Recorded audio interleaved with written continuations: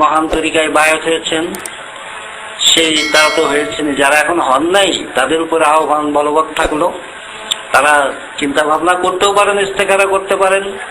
আর যে বিষয়টা নিঃসন্দিগ্ধ, যেটা সন্দেহ নেই, সে ব্যাপারে ইস্তেখারা করার কোনো হুকুম নেই।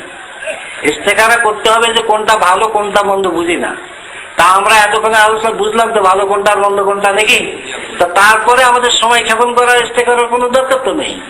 আমরা এই আহ্বানকে, এই দাওয়াতকে সবাই যেন আমরা কবুল করতে পারি। আজকে এই মাহফিলে যারা আমরা বসে আছি শুধু তারা নয়, এই মাইকের আওয়াজ যেখানে যেখানে কানে কানে যাচ্ছে তাদেরকেও দাওয়াত দেওয়া হচ্ছে। এবং আমরা সবাই সচেতন হয়ে যাই। মৃত্যু সচেতন করে দেওয়ার পূর্বে আমরা আগের থেকে সচেতন হয়ে যাই। মৃত্যু যখন আমাদের সচেতন করে দিবে, পৃথিবীর সমস্ত লজ্জত, সমস্ত আস্বাদ, সমস্ত পৃথিবীর প্রাপ্তি থেকে আমাদের চিরদিনের জন্য বিচ্ছিন্ন করে দিবে, সেই সময় আসার পূর্বে আমাদের সবাইকে তওবা করতে হবে, প্রত্যাবর্তন করতে হবে।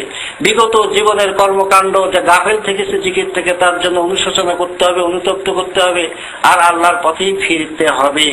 আল্লাহর পথে ফেরা ছাড়া, আল্লাহর পথে পালিয়ে যাওয়া ছাড়া, আল্লাহর দিকে আশ্রয় নেওয়া ছাড়া অন্য কোনো পথ আল্লাহ তাআলা মুক্তির জন্য আমাদের জন্য খোলা রাখেন নাই, কোনো মানুষের জন্য খোলা রাখেন নাই।